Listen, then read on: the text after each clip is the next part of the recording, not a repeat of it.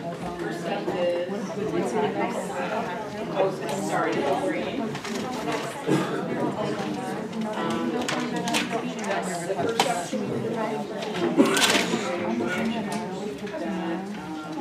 it's another conversation. We're planning to 2 minutes. Really quick will let you know when you're approaching the 2 minutes, if there's something in writing that you cannot finish, someone else can cede their time to you, or you may leave it here and be disseminated to all the board members. We do not entertain any comments about specific personnel or students during positive or negative during public participation. So, having said that, first up, Francis Barrios. I may have pronounced it incorrectly. Speak directly into the mic so we can get for you too. Hi, my name is Francis Barrios. My daughter got suspended today. Yeah. We really should be discussing student discipline records in a public meeting. If you have, Okay, well, I would like to have a meeting.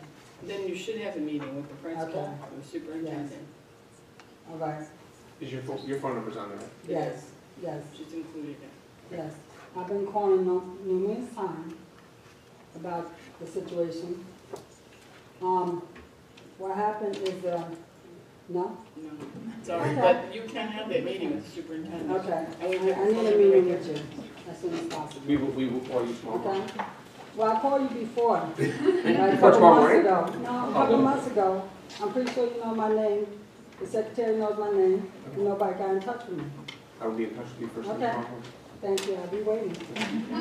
That's gonna start right there. Next is Lisa Boyer.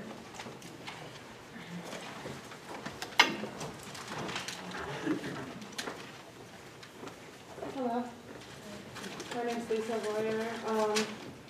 So I just wanted to bring to the attention of the school board that there still hasn't been a full investigation into my daughter's incident with the SROs. Into her case, I recently learned through a meeting with the mayor that the SRO cars aren't equipped with cameras like the regular police officer cars. And so the mayor basically said to me that he has Elisa's version of the story and the police officer's version of the story with no video evidence. And he completely believes the police officer 100%. And I just feel like this is not acceptable. I feel like the school should be asking for a full investigation of what happened since the city is not doing it. And like, it's not acceptable in cases like my daughter's where she was touched inappropriately in the back of this car. This is not the venue for that. We welcome meetings. I know you've had meetings with superintendent. Yes, I had one today with him, yes. Yes, Mhm. but we don't discuss personnel or student discipline records in public venue. There is another mechanism for that. And we will welcome people to meetings for the purpose of discussing. Okay, so I'm not aware that the board is, I'm not sure that the board is aware of The the board is full, aware. They are aware. They are aware. that there's no, okay. They are aware. So I don't even know what I'm supposed to say. Thank you. Next up is Matt Kaufman.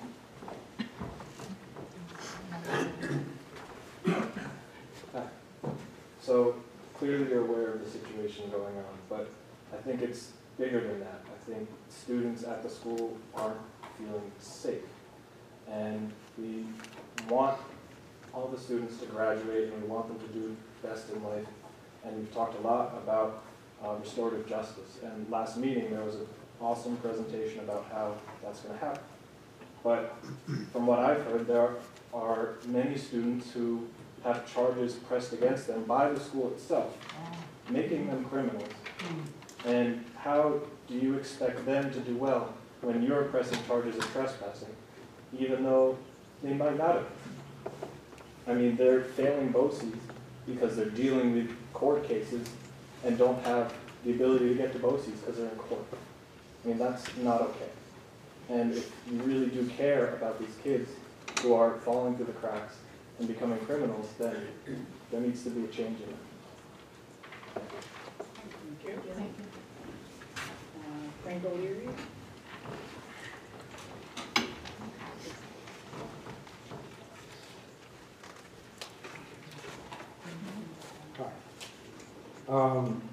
So I just want to bring to the board's attention that in light of recent cases some have mentioned, I'm shocked at the lack of accountability regarding the behavior of student resource officers both in and out of the school. I'm wondering if the contract between KPD and KHS can be reviewed because student resource officers' role and responsibility in the school in ensuring student safety, I feel, is very special. And their job should be held at a much higher standard. I think if KHS, if there can be a way that KHS and the Board of Ed can have greater oversight and control over student resource officers and full investigations should be conducted in any case where excessive force is used with the students in the school. Thank you. Mary Jane?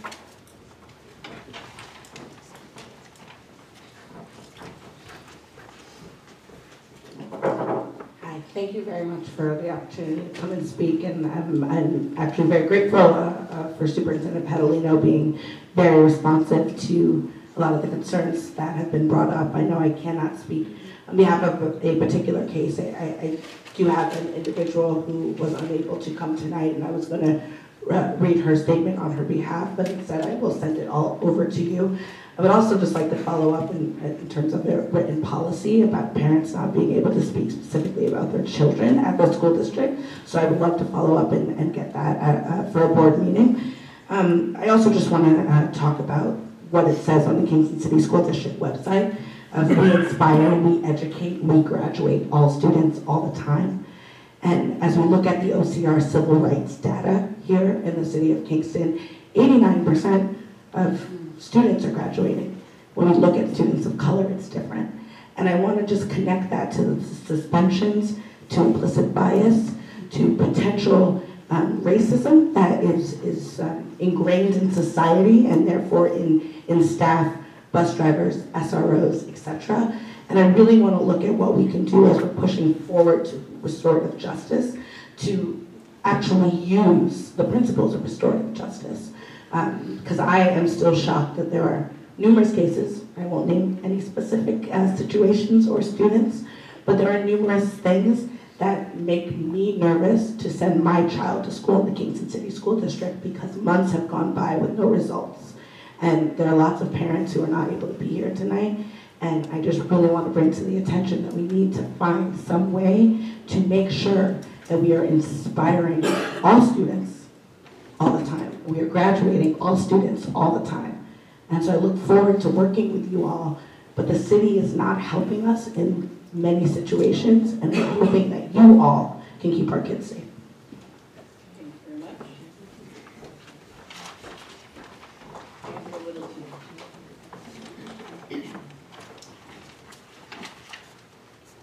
Hi everyone, my name is Andrea Littleton. I am the PTO president at Edson Elementary School. I'm here to ask your help with us getting a new playground. We are the largest elementary school in Kingston. We have almost 450 students, and we have the smallest playground. We don't even have swings. When we merged with Sophie Finn, our goal was to try to raise money for a playground, and we've been trying to do that faithfully every year. We have a color run in the spring to raise money. We did an auction this fall that raised almost $5,000. And we are about halfway there. We have about $30,000, and we wanted your help to reach the rest of the goal. We've been working with Parkitect, and they've come and looked at our back set, and they said that the appropriate playground would probably cost about $60,000. So we're asking for your help to try to raise the rest of that money. We've been having some interactions with kids in the playground because they don't have adequate play space, and there's been a lot of restrictions because they really don't have anywhere to play. So we are really hoping that you can work with us to help us reach that goal. Thank you. Thank you very much. Is there anyone else who would like to address the board at this time? Okay, hearing no takers, I'll move on to the next thing, which is approval of minutes of January 10th. And I'll entertain a motion. Are there any additions or corrections to minutes of January 10th? And hearing none, all those in favor of approving minutes of January 10th, please signify by saying aye. Aye. Opposed? Abstention. Okay, thank you very much. And now I'll turn the floor over to Dr. Catalino with the superintendent's report.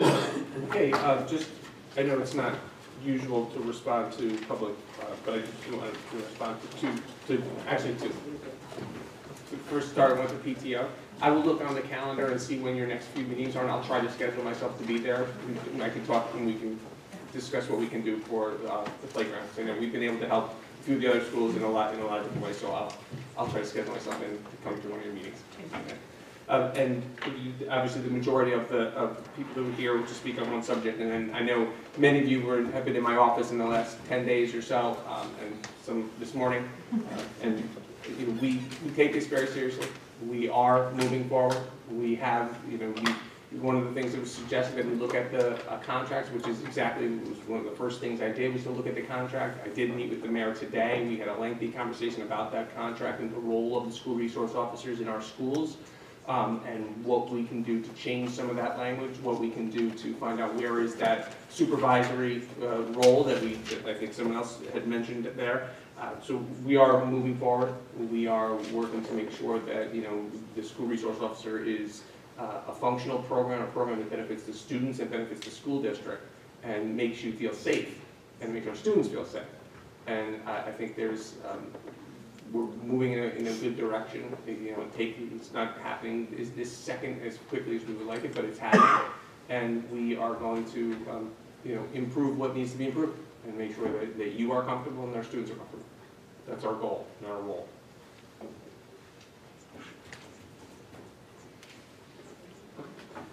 Next on the superintendent's report, I just have, first I have Mrs. Heidecker is going to actually give us an impromptu. That's what I was wondering. An impromptu district happenings that was not on the agenda, but yeah. We wanted to show it. Anyway. This isn't one of my videos, but this comes from our community partners at Stockade Works and the TMI project. They're hosting a special event at Kingston High School on February 9th from 7 to 9 p.m. where they're going to show a video they created with our football team called Locker Room Talk. And here is a 3-minute preview, and they would love if everyone can come. What we're going to be talking about was what we call the man box. I have no idea what the man box is. The man box? I think like a random box with like tons of like things men like or enjoy. This man box is what we call how men are collectively taught. We call it collective socialization, manhood. But man box sounds better. I think our biggest challenge doing anything like this is we're football players and we're tough and we shouldn't talk about emotions and feelings and women. Be tough, don't cry. That's what we're supposed to be telling these young men. It is important to understand the impact manhood, as we know it today, has on women. And I'm not talking about the positive impact. I'm talking about things like domestic violence. It's a huge issue. So we're going to go there and talk about it. What I wondered is what happens to all of those men when they leave the theater? Like if they're not equipped with new skills or a new way of being able to move through the world differently, the inspiration can fizzle out if we don't equip them with the skills that they need. We call ourselves Too Much Information because we get people to tell the too much information parts of their stories. And we define that as the part that people usually leave out because they're too ashamed or embarrassed to share it. I don't know if I have a story. Over the next few sessions, we're going to help you do some free writing, find out what story you really want to tell, and then we will help you craft it. You don't have to worry about punctuation or spelling or anything like that. Just free write.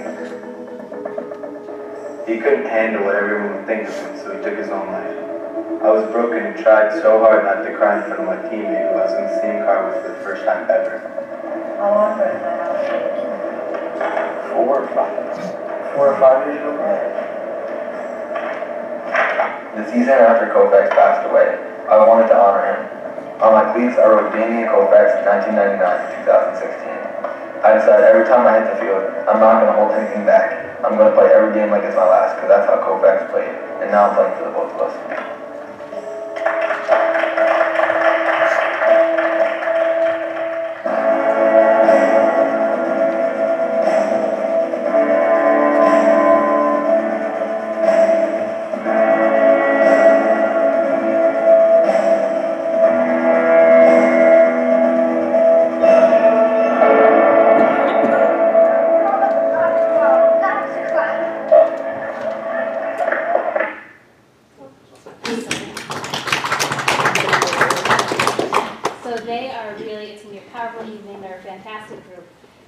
Upcoming this spring, the TMI project is going to do a series of workshops, and every single student in Kingston High School will have the opportunity to workshop with them, thanks to our Family and Community Engagement Grant. So hopefully you can come out on February 9th, 7 to 9 at KHS.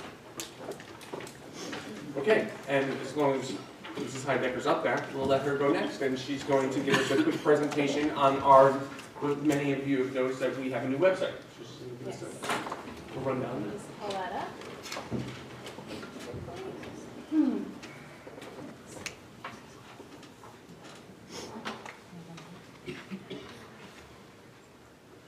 Sorry. So this presentation was actually tabled since November. Back then it was going to be a website preview, but now you've all seen it, so it can be succinct, because I'm sure you've experienced our new website. Some of the key changes of the new website was this is now a mobile responsive design, so it's designed to be compatible. Don't worry, have a good evening. Kids. Thank you for coming. Have a good evening. So it was designed to integrate with desktop, handheld, and mobile devices. It also has built-in ADA compliance with the font sizes and colors. That's all built into the site because that's the regulation the district has to follow. Along the right here, you can see we created global icons for all of our most popular content. We use data from the old site to choose what those icons would be. You know, whatever our parents are looking for, that's some of the most popular information, so they can get to it from one click. I was talking with Dr. Littleton before the meeting, and she said that, like I've heard from many parents, having the letter day right on the homepage of the site in a mobile view, so when you're looking at your phone in the morning and saying, do I have to pack my kids' gym shorts, you don't have to do that one click. So the basic elements of the site remain the same. We have the navigation, main navigation here with district, parents, staff, board. This is where you all, I'm sure, frequently go, departments, schools, and calendars, in addition to the event calendar there. And then as you scroll down, this is considered our spotlight, which is short, need-to-know information like the letter date or save the dates. And then this is the news feature. We just heard about the locker room talk and quick links. So yeah, that's basically an overview of the new site. So thank you. Take questions? Sure. Yes. We used to get an email, which was news and events, but we haven't gotten that since November. So is it on here? That's all on here?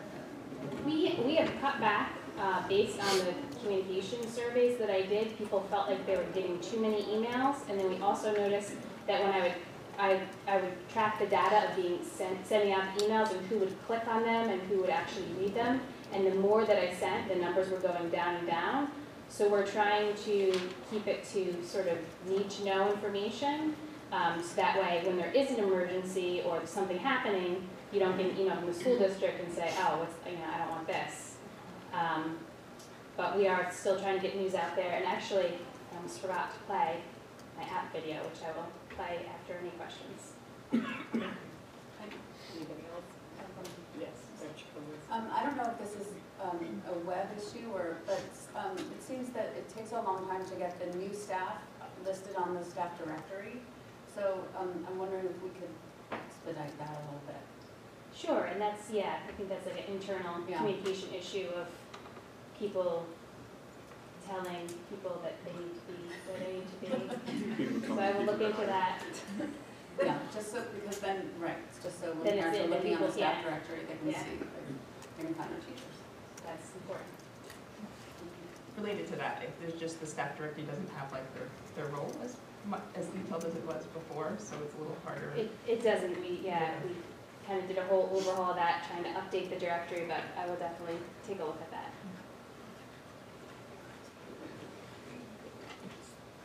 Has everything from the old website, all the information now been imported into the new? Everything's been moved over, and actually there's some new, in addition to new content. Okay, so if, for instance, we went looking for something and it said, you know, it's moved, how do you find out where it is moved? Email me.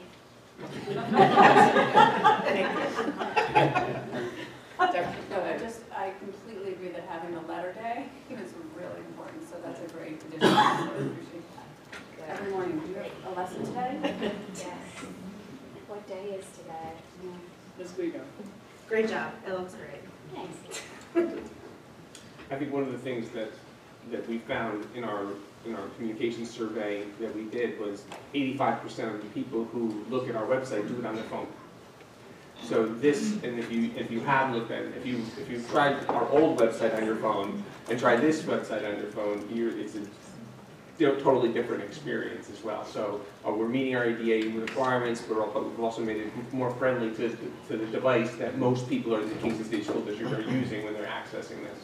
And the letter day takes up your whole phone one. Yeah. It's a huge improvement. It's a huge improvement. Thank you. Anybody else?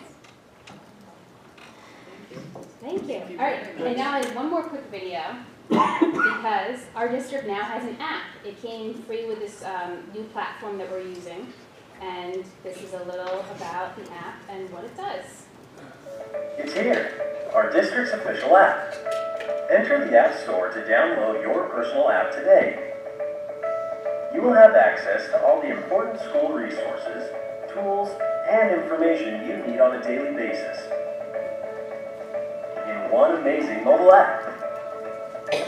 Finding the phone numbers, email addresses, and locations of the teachers and staff you need to contact can be overwhelming. But with the app, it's easier than ever before.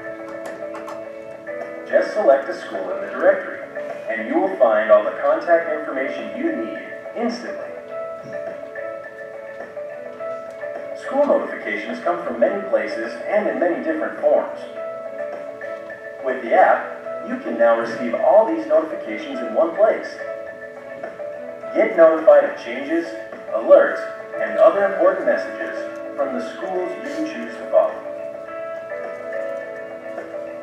You can now find all the important events and activities of our district in one location. Add any listed events from the app's calendar directly into your own personal calendar on your mobile device, consolidating the dates and times you care about most. What if you speak a different language? In Settings, you have access to over 65 foreign languages to ensure you have a user-friendly experience. Simply select the language you want to use, then the content of the app will be translated for you right away. You can receive your school and district news on your phone, iPad, or tablet. The news feature lets you choose what specific content you want to see, such as announcements, updates, and social media news, all in one convenient feed.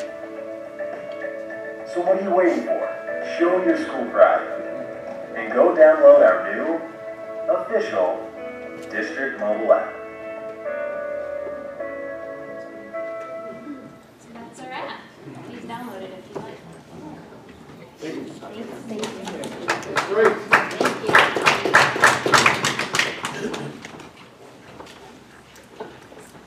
Coleman doesn't have an app. See? Okay, sorry.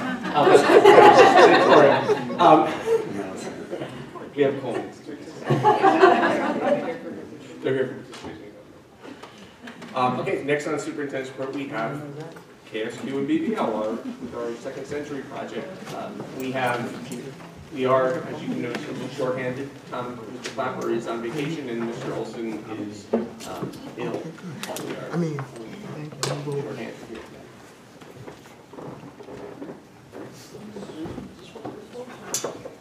No, that's not my phone. It's nicer than my phone, no? That's Kate's phone. It's Kate's phone. I'll see if I can catch it. Good evening. Good evening. Things are going well.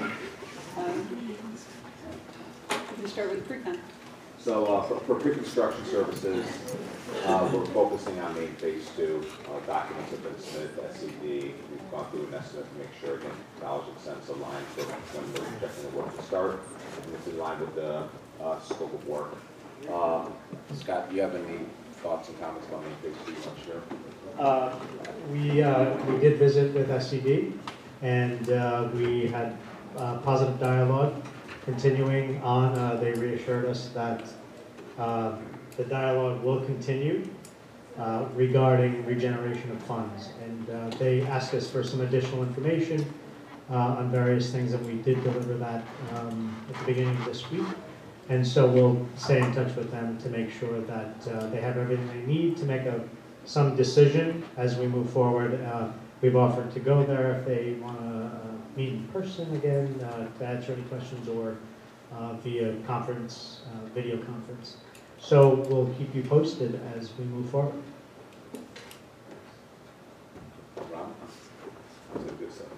Yeah, good stuff again. Okay, so here's a construction progress update. What's going on now? Of course, you already know the cafeteria and the kitchen was turned over for use on January 2nd. The abatement in the existing cafeteria has been completed at this point. We did find a little bit extra that we didn't expect to find, some VAT in areas that were covered by other equipment. Anyway, all of the asbestos in the building is gone at this point. Thank you. Underground utility installations going on. They're cutting the slabs and putting in the underground sanitary and storm. And then once that is complete, then they'll pour the concrete back over where they made the cuts, and we can start framing for the new classrooms that go on the first floor, which should be starting this month, and framing for the corridor. The other framing work for the principal's office and security and attendance, that's already been started. We just have to work our way west. We're going to be cutting the building on the west elevation for the classrooms, the 3 new classrooms that go on the first floor in Salzman. All have a bank of windows in them. I'll show you a picture in a little bit of where they're going. There's a mosaic tile design that goes into the school store. That will be happening, and the rolling doors, etc. So the school store itself, the work in there is being done.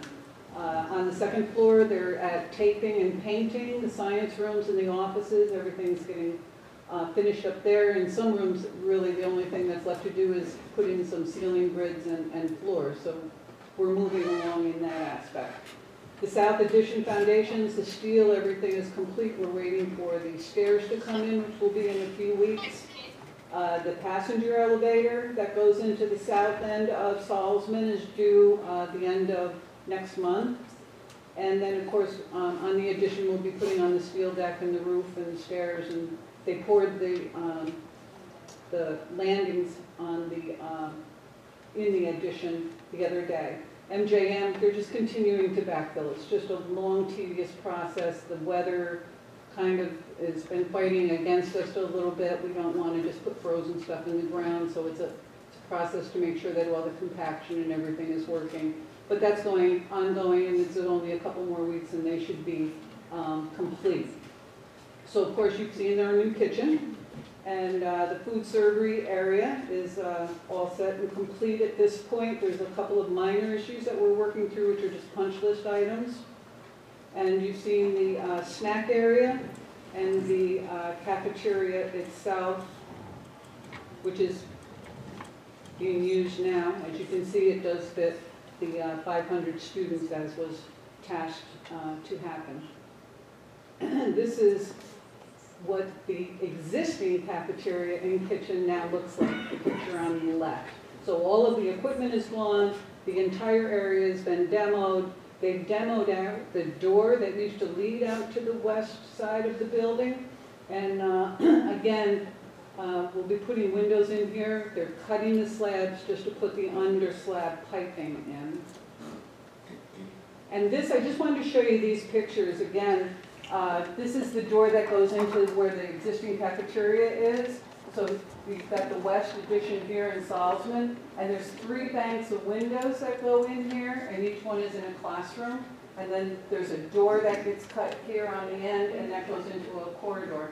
So once that's complete, we'll have more classroom space in Salzman itself. I just kind of wanted to give you a perspective of what that'll look like. And then, of course, this entire area gets, all the blacktop, everything gets removed. It'll all be grass seed and concrete walkways that'll go from this door into the west addition and all of that other finished work. This is our south addition. You can see that the steel is in place, where the elevator goes over in here and some entrance. The stairs are over here, and this is the entrance into the main building, and this entrance over here is into the commons on the first floor. Keep in mind that from here going out to where this building is still being backfilled, there's a 60-foot long plaza, concrete plaza, that'll be installed probably April, maybe May. Just a different perspective of the addition. And again, you can see where they're doing the backfill and the compaction where MJM used to be. And then this all basically becomes parking lot. This is actually standing inside Salzman looking out into the addition. So you can see where the steel and everything has been put in place. Again, in the interior on the second floor of Salzman, we're doing the science rooms and the science prep rooms. And we've added all of these windows. These are the pass-throughs so that you can go from the prep room for the science into the science room themselves. So you don't have to take anything out into the corridors. Chilled beams, fire sprinkler, all of that is all being done. A lot of the soffits are being done, and actually they're just getting ready for paint in most of these rooms.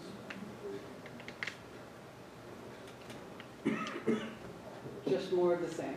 We're getting to the point where some of the soffits are built. We still have some flooring to put in and that type of thing. So once the soffits are built, then we can continue on with some of the MEP work that has to go along the windows and in the ceiling. Bathroom partitions are all done. We'll be looking at doing epoxy work on the remaining bathroom floors on spring break. Ductwork installation is going. I know it's a little weird to look at this at this perspective of it, but ductwork and everything is going in. The HVAC contractor is basically about 85% complete at this point with his work. Oh, that was quick.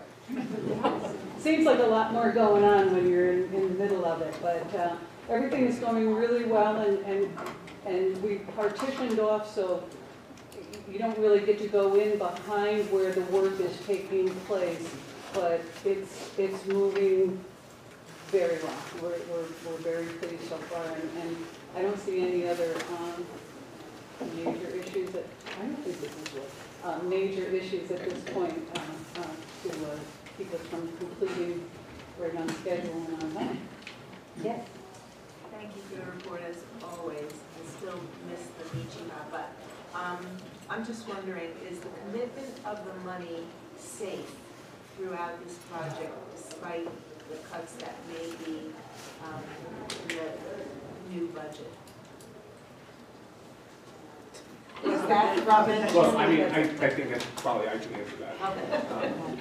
Yeah, well, he talked to the people at the state. Well, I was there too. Oh, but as far as our state aid on our building aid, that commitment has been a commitment from the state education department from forever with school districts and buildings. Does our aid go up and down? daily, basically, yes, I mean, we generally say 60 cents on a dollar of aidable construction is what we receive from the state education department. You know, at the end of, like, for example, at the end of Carnegie, we ended up being, 63 cents.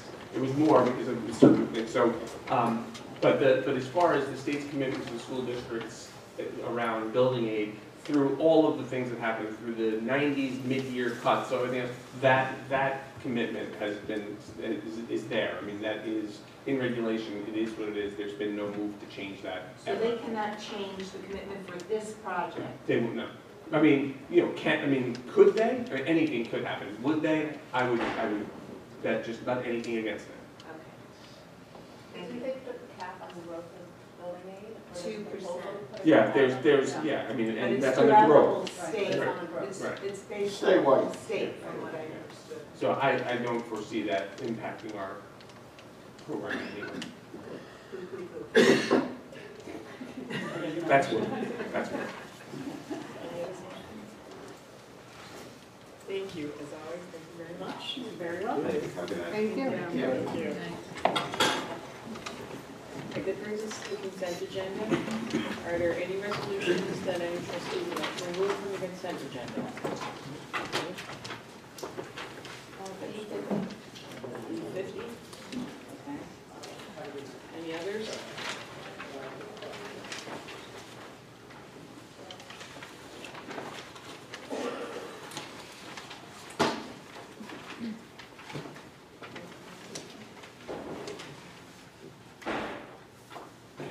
No others, I'll entertain a motion to put the consent agenda minus B50. Any discussion? All those in favor of the consent agenda minus B50, please signify by saying aye. Aye. Opposed? Abstentions? Okay, B50, I'll entertain a motion for B50. Discussion. I just wanted a little more explanation about this, of kind of how we got here and what I see that this is a corrective action plan, and I understand it's complicated with ownership, but kind of how we move forward with it. Is this regarding the technology? B50 is our corrective action plan to the state comptroller's office about the audit that we had last 6 months ago. Just a quick editorial on that. I do want to say that there's a 3-page audit from the New York State Comptroller, which is unheard of. 3 pages. Our last one was 800 pages. So this was overall was a good audit. While the audit was taking place, we were in the middle of changing over our fixed asset management firm. So there was a gap in that. So that was happening when they decided to come in. So a lot of the things that they had found were things that were being corrected as they were speaking. So really, our corrective action plan was in place before the comptroller's audit even came out. 2 years ago. Yeah. So we're working on it. Yeah. So we are. We're continuing that process, and which will take a little bit more time. But we're feel very comfortable where we are. And Gary has his. Tomzak has his own. Also keeps a secondary. Inventory of things. So and the computers that were found by the comptroller to be missing, we found them. I mean, they weren't really missing. They just weren't necessarily accounted for. But we found all of them, and actually the value placed on them was significantly higher than the actual value. So our corrective action plan is to continue moving forward with our fixed assets management team, making sure we have checks and balances at the business office to continue to stay on top of that, and again, between when things are purchased, make sure that they're communicated to this guy, and that everything's tagged where they're supposed to be.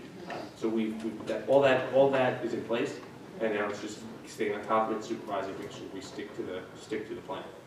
Now, I can imagine with things coming in and out and things move around, and imagine that it gets cumbersome pretty fast, but we're comfortable with this new company that we're working with? Yes, very comfortable. And we have a comfortable. secondary kind of backup of our own. Correct. Did they get a barcode when the report kept referring to a tag? Yes. It's just like a Yes. barcode. To get very granular here, I guess we as the board set a policy on what we deem necessary to be kept in inventory. So this is not kept in inventory. We don't keep it in inventory, but this, we do. You know, so making sure that but BOCES has a different policy that may mean that their threshold for what they tag is higher than what this, or lower than what we have. So there's some complications there through that process as well, because most of our things technically we don't own. BOCES owns, so we buy them through a lease purchase agreement through them. So it's a, you know, there's a lot of complicated things about it, but we are, yes, we put tags, we put barcode tags on the things that are ours, and you know, that's how we keep track of everything. Can I add something? Yes, sir. As a being member of the finance committee, we found it necessary to, since we have the reorganization, school closing, we are actually auditors to come up with auditing our assets, fixed assets, to see where we stand. And after that audit, we realized that we need to hire a new company to take us through and do all the inventory the proper way. But evidently, somehow we had two computers missing, I think, and one was the superintendent's computer. So it wasn't like it was gone, it was missing. He was using it. But I guess it was missed, entered somewhere. So we're doing the best we can. This reminds me of a tablet at home. That's the second one. That's the second piece. See, if you look at the bottom of your computers, you all have tags. We had tablets that we brought home. Huh? I know. Okay, any other discussion? All right, all those in favor of D60, please signify by saying aye. Aye. Opposed? I'm sorry, we did move that. Yes, we They did, before the discussion. I didn't, yeah, here you go. Sorry. Robin seconded. Okay, thank you, great. Okay, once again, all those in favor, please signify by saying aye. Aye. Opposed? Abstentions. Okay, which brings us to donations. Ms. Vigo, would you kindly read the donations for us? Sure I will. think we have We have 4. two. Yeah. Nope, I didn't pull them. We have D30, whereas the Kingston City School District is a recipient of a generous donation from PC Meyer PTA in the amount of $1,920. We have D31, whereas the M. Clifford Miller Middle School is the recipient of a generous donation from United Healthcare Services, Inc. in the amount of $250. We have D32, whereas the Golden Notebook of Woodstock wishes to donate books, which there's a list, to J.W. Bailey Middle School Library. And we also have, whereas the Kingston City School District Lunch is the recipient of a generous donation from LuLaRoe Foundation in the amount of $165 to help erase the debt students owe for lunches in the Kingston City School District. Lunch. Thank you very much. And it brings us to Board of Education, and the only committee reporting out this meeting is Audit and Finance. Mr. Shaughnessy is not here with us this evening because he had to attend BOCES board meeting. Yes. So he asked that Mr. Michael and I together present the Audit and Finance meeting. So, Mr. Michael, do you want to take it? Or? Oh, you go ahead. Okay. I wasn't prepared to speak about that. Okay, well, the other night we discussed the corrective action plan, which you just approved this evening, and you had the letter for it by December 7th, so you've already been aware of what was in there. And the claims auditor report, there were no exceptions, and the fund reports. In addition to that, we're once every 3 years, I think it is, we're required to discuss, or we're able to discuss, an RFP. We're talking about external auditors now. We're at the end of a contract with our external auditor, and we are looking at other firms. In addition to this one, we sent out an RFP. We have received specs from several different companies, so we're taking a look at that, and we'll be discussing that at, I believe, the second meeting in February. 13. 13, but then the board will be discussing that, our recommendation at the 20th, okay? I believe it's 21st. 21st, thank you. somebody with a calendar. So I would like to move BOE 52 and 53 together, the claims auditor report and the treasurer's report. So, Okay, all those in favor? Aye. Opposed? Abstention? Okay, which brings us to old business. Old business, any trustee have any old business to raise? At I this think point? it's related to old business. In terms of the policy that we moved in the early part of the year, I think September, October, about technology and the use of personal, personal technology that staff in their classrooms for classroom purpose. There seems to be a little glitch I'm getting some concerns about in terms of how to go about, how does the staff go about that? And we talked briefly about that last month, but I guess there's a question about what template or how do they go to access their particular tablet so that they can utilize it for lessons. I'll take that. Yes. I just, sadly enough, some of the speakers, community speakers tonight, they left already. And just I want to say a couple of things to the fact, like, it seems that we acknowledge them. But just I want to assure the community that besides our mission and vision of us as a board, we do really care about our students and about their welfare and their well-being. And always do whatever is best for them. And just wanted to assure them that we are working on every problem we come across. We don't ignore the students, we don't ignore the community. And we're doing the best we can. Not at all, and I should add that a couple of times I asked parents to stop speaking about ongoing discipline issues for current personnel. We do have a policy, it's not legal for us to entertain that in an open meeting. And we have other mechanisms for doing that. Policy is on the back table, 1230. The truth is that at some future date, the board may be required to weigh in on a superintendent's decision on a discipline issue. We are not supposed to have any knowledge of that prior to that. And that really is the purview of the building administrators and the superintendent and not the board. It only comes to the board through the appeal process. So I'm just letting the public know that is why we do not entertain that kind of conversation that would include confidential material at an open meeting. Yes. But I appreciate what Mr. Michael said and what you said, and I also kind of wanted to follow up and to say that we appreciated that and are very aware of the issues in the community and are kind of seeing this as an opportunity to really engage with the community and talk about what the needs are and what the role of the SRO is, as you said, and that we are listening and that we really are, and that we're taking it seriously. And we expect and hope to be part of many community conversations about how to move this move forward productively.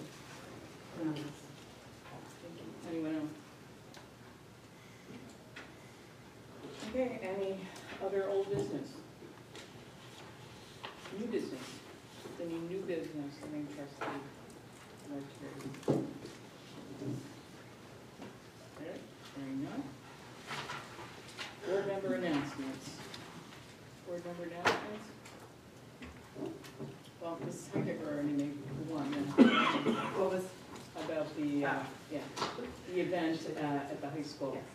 I serve on the Children's Services Planning Committee, which meets quarterly. I had the pleasure of attending this month's meeting, during which all of the panel made me feel so proud to not only live in the Kingston City School District, have the potential to send my children here, but to be involved in the board, because the highlights, just by sheer chance, were our new DBT program that is a partnership with the middle schools and the Health Lines Adolescent Partial Program.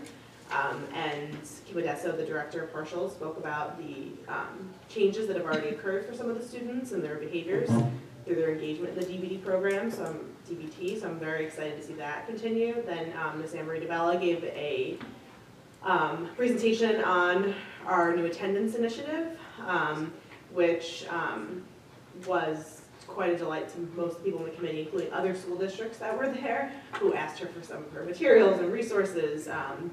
And then Dr. Jonah Shanker and Dr. Mears spoke about BOCES programs, and which are obviously inclusive of the entire county, but reference Kingston directly as being a pioneer in helping launch the P-TECH program, and then also the Phoenix Academy, and our use of shared space and the Anna Devine School and their desire to expand. So it was those, and then there was one other presentation about finding drugs in your teenager's room. But I just was thrilled to be there and to be witness to all, things that I know are going on, but being able to watch this be shared with our community. So I just wanted to send kudos to all those involved. Anybody else have any announcements?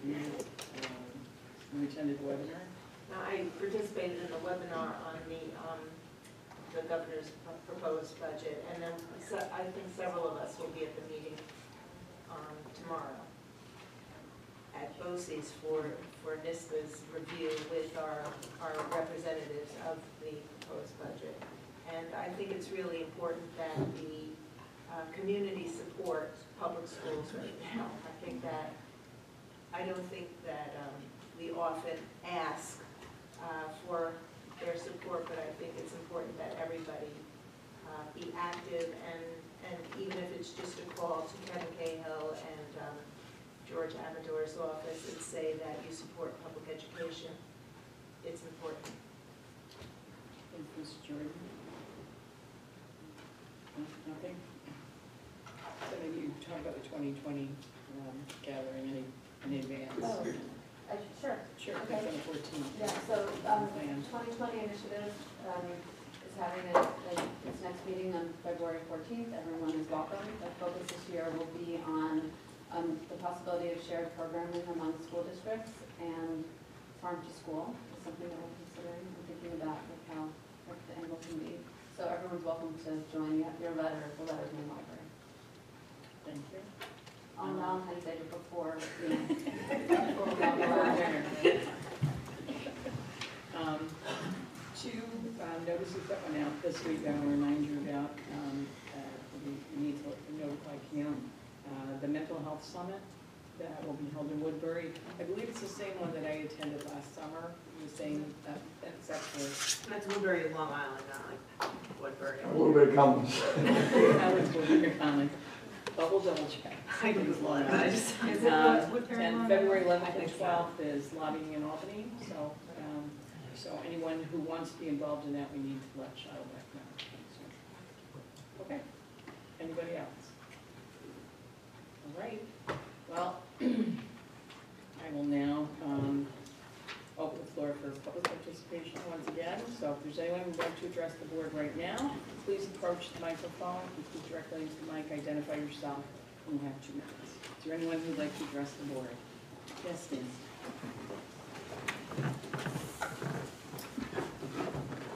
Hi. Hello. My name is Barbara Stemke. I live in Kingston. And I wasn't here earlier for the public discussion, but I want to add my voice and my concern for the students who are involved with the SROs and the police at Kingston High School. There are a lot of students, even more than those who are known. There are many whose names I don't know, but I am pretty sure that we have students who are at risk, and they need our support as much as possible. The particular girl, Elise. We don't name it. Individual. Okay. Well, I would like to ask the superintendent and the board to do whatever they can to help the students succeed. If they've been in trouble and their lives were disrupted in the fall semester and this semester, I'd like to see if you could do whatever you can to help them make up the classes that they may have missed, or if their grades are failing, to make up the courses so that they can graduate and move on with their lives. So that's a request of the superintendent and whoever else can help these students whose lives are being disrupted by interactions with the police and the SROs.